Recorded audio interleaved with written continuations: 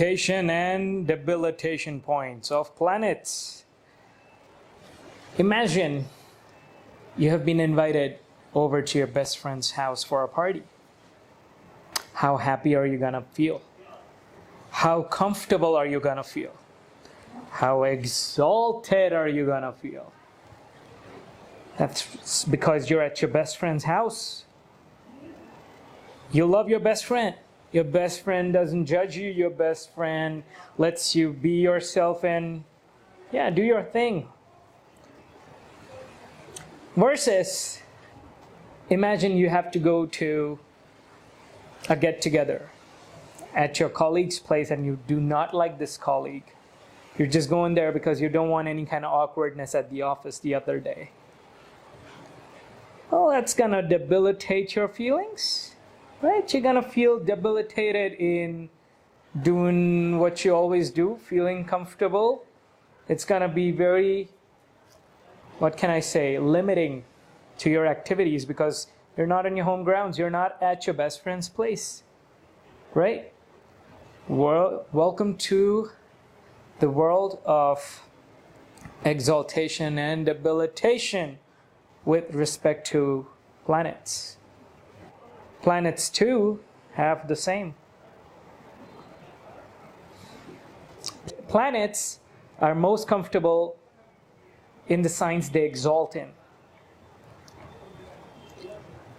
So for instance, Venus is going to be happiest in Pisces, Mercury is going to be happiest in Virgo, and Sun is going to be happiest in Aries. Those are their favorite signs, all are signs of their best friends, right?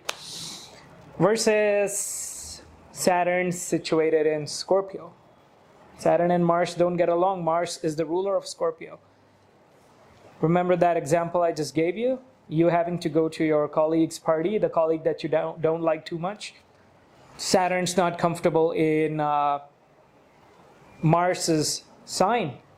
And Jupiter's not comfortable in Mercury's sign. So let's say if it's Jupiter situated in Gemini or Virgo, he's not super happy there, right? So, own house is like, when a planet is situated in his own house, he's comfortable. Think about you being home. You're comfortable, you can sleep in, you can wear what you want, you can watch TV, do whatever, nobody's gonna judge you because you're home, right? But then you're gonna be extra happy if you go to your best friend's house. That is exaltation versus staying home. That is your best friend's house versus staying home, right? And then third is when you have to go to a place where you don't want to be, right? That's your point of debilitation. So, when a planet is exalted, that planet is going to exhibit its true nature. It's going to show you what it's capable of. So let's say, for example, if Mercury is situated in Virgo in somebody's chart. Mercury is exalted in Virgo. So now Mercury is going to give you all its best results. It's going to give you a very good sense of logic and reasoning. You're going to be a master of words. It's going to make you a wordsmith. It is going to make you very quick-witted, quick thinker. You will be the life of a party because you know how to crack jokes, and you're a witty person with a lot of energy and enthusiasm. That's what Mercury will do to your life if it's exalted. Now versus, let's see, if Moon is debilitated, if a planet is debilitated. So let's consider the example of Moon. Moon debilitates in Scorpio, what's going to happen? You're going to be worried all the time. You will suffer from feelings like jealousy. You're not going to have peace of mind, and mind is everything. If you lose your mind, what's left of you? So your mind is your moon. Moon is the significator of your mind. And this mind, as a default rule, debilitates in the sign of Scorpio. You're going to have a lot of mental issues if your moon is weak and situated in Scorpio. So a quick little way to understand where a planet's gonna exalt or debilitate is the rule of 7 signs from each other. So let me give you a quick example. Sun is exalted in the sign of Aries, the very first zodiac sign.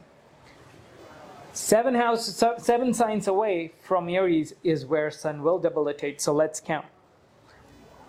Aries, Taurus, Gemini, Cancer, Leo, Virgo, Libra. So the 7th sign from Aries is where Sun will debilitate. Now, let's talk about Moon. So Moon is exalted in Taurus. So where is it going to debilitate? So Taurus, Gemini, Cancer, Leo, Virgo, Libra, Scorpio. The 7th sign from Taurus. That is where the Moon is going to debilitate. So if you have seen a zodiac circle, each zodiac sign has been devoted 30 degrees. So 12 signs, 30 degrees, 360 degrees. So every time you go 7 signs away from a zodiac sign, you reach exactly at the 180th degree point. That's the Scott opposite. That's the exact polar opposite, right? So for Virgo, it's going to be Pisces. For Aries, it's going to be Libra. For Taurus, it's going to be Scorpio. For Gemini, it's going to be Sagittarius, and so on. So that's actually a quick way to understand exaltation and debilitation points of planets. Take a look at these charts to understand exactly at what degrees a planet will exalt or debilitate in a sign. Exalted planets will bring in all sorts of positive things in your life. And of course, it's the inverse in case of debilitated planets, right? So let's try and understand what happens. So that begs the question, does it have to be any specific house for this to happen, like the exaltation? The answer is no. No matter where the planet exalts in your chart, regardless of what house it exalts in. So let's see, even if it's in the 6th house or the 8th house or the 5th house, doesn't matter. So let's take the example of Venus. If Venus is exalted, that means it's situated in the sign of Pisces, its exaltation point. No matter if this is happening in your chart according to your ascendant anywhere. So in case of a Capricorn ascendant, it's going to be in your 3rd house. In case of an Aries ascendant, it's going to be in your 12th house, right? And in case of a Cancer ascendant, it's going to be in the 9th house, and so on. Doesn't matter. It's because no matter where it's kept, it's like, let me give you an analogy. So if you place a diffuser in any corner of the room, you're gonna smell the aroma of whatever essential oils you're gonna add to it, right? Doesn't matter what corner of the room you kept it in. It will still give you that very good aroma in your room. Exactly the same way the planet will give you its results of exaltation, no matter what house it is placed in. But here's what's even more interesting. Now let's talk about the concept of Mahadashas. I'm not gonna talk in detail because I'm making a separate video to explain this concept. So there's a little concept, or there's not a little, but it's a major concept of astrology. It's called Mahadashas. There's a 120-year cycle of planets, and each planet has been assigned a specific number of years to govern in your life.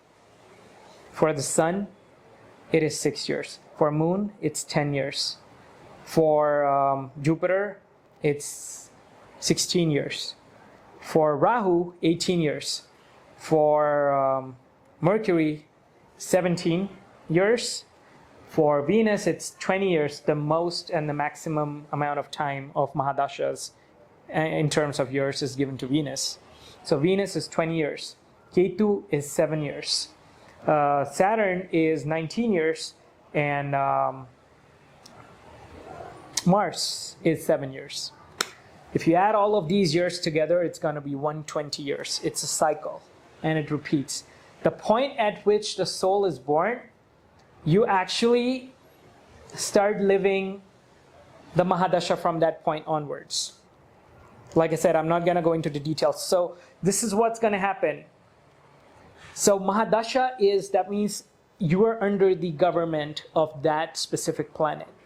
Life is going to roll for those many years that have been granted for this planet's rulership in your life. So let's say you have entered Venus Mahadasha. Those are 20 years of Venusian rule in your life, Venusian major governance in your life. What happens if your Venus is exalted and now your Venus Mahadasha has begun? Sweet times. One of the most sought after Mahadasha. Even if it's your Venus is in exaltation, or it's in a Mula Trikona sign, or even if it's in its own house, that means your Venus is well placed. You are looking at some of the best times of your life if this is happening. Inversely, let's talk about, let's say your sun is debilitated in your chart, and now you are starting a 6-year Sun Mahadasha. You're looking at a lot of problems. You're going to face a lot of problems with your career. You will have troubles with general likability amongst people. You will have financial problems. You will have health problems too.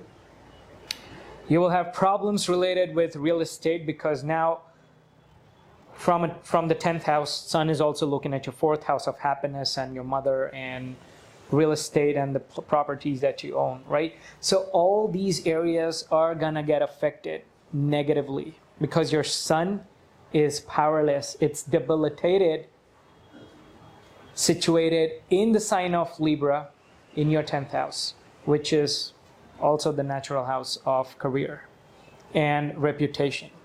So this person also has to take great care of their reputation, because it's a bad time that has begun for them. Trying to get a gist of this. Maybe I should give you another example. So let's see, if your Mercury is exalted in Virgo and it's situated in your 5th house. So your 5th house is becoming the sign of Virgo and Mercury is situated there. What happens when you hit Mercury Mahadasha? Everything that is signified by Mercury is now all of a sudden going to come to life. Mercury is also education, and it's the 5th house. 5th house is also the ruler of education. You might suddenly feel like you want to go back to school, and this actually happened. So I had a gentleman in my class. I had taken Philosophy 101 when I was doing my undergrad. I took it as one of the electives, and this person was a 55-year-old gentleman in my class, and I was like wondering, like, oh, well, that's unique. So we happened to have a conversation one day, and I asked him, like, wow, what makes you suddenly come back to school? And I was interested in, and then it turned into a good friendship. And slowly then I asked if I could read his chart, which I did. And I saw that, hey, what happened just 6 to 7 months ago is the person entered their Mercury Mahadasha or Buddha Mahadasha. That's when these traits started coming up. And I actually asked him another question. I said, hey, have you been acting juvenile lately? So he had a hearty laugh, and he was like, well, I'm glad you asked this question to me and not my wife, because she would completely agree with you. She's been like, what's the matter with you? Why are you acting like a child all of a sudden? So what's gotten into you? Well, Mercury is the prince amongst all the planets. He is the Kumara. Kumara means the young one. He's the youngest planet. He's the smallest planet. He's the prince. And a prince is a prince. A prince is an adolescent. He's not an adult. That means you're gonna behave juvenile, or you could have like a lot of juvenile traits, period, if you have an exalted Mercury. Because along with high intelligence and inquisitiveness and being curious about things and being very rational and logical about things and being very bookish, those are the side effects of having a very strong Mercury in your chart. So you're going to start feeling juvenile all of a sudden, or you might just be feeling that as a default in your personality if you have a strong, well-placed Mercury in the sign of Virgo, right? So yeah, that's one of the examples that I wanted to share with you guys. As a general rule, exalted planets will bring you happiness, debilitated planets will bring you problems. So to give you more examples, if your sun is debilitated, you will have problems with your health. Your father's going to struggle. Like, it will be your influence on your father that, hey, I don't know why, but my father just lost his job and he's not been keeping well and he's just struggling with his finances and everything and he's just been very cranky. You know, those kind of things. Like, all of a sudden, bad things start happening to your father. Either it could be his own sun in debilitation, or it could be your planetary debilitation that's affecting the household too. Yeah, these things happen. So let's see, your Saturn is debilitated in the sign of Aries, and Aries is becoming your 7th house. What's going to happen? You will have tons of marriage problems. The marriage won't break off. This is an actual paradigm example of marriages that have lost the flavor, but then these two people just coexist. Why? Because Saturn is a keeper of social norms. He doesn't like stigmas. Saturn is structure. Saturn is being straightforward. It's like viewing the world in just a very singular way. So these couples won't divorce, but then there's very little left of their marriage. Because Saturn is a very cold planet. He's a dry planet. He's going to bring the coldness and dryness to your relationship because he is debilitated and situated in the sign of Aries in the 7th house of marriage and relationships. You see how you're trying to make sense of it now? Like, energies of the planets, what house they're in, what sign they're placed in, what does that house signify, and now what is this planet gonna do because that planet is exalted or debilitated over there, and the Mahadasha has begun. All these things, right? So that explains to you the topic of exalted and debilitated planets. I will be back with more cosmic answers for those who believe. Thank you.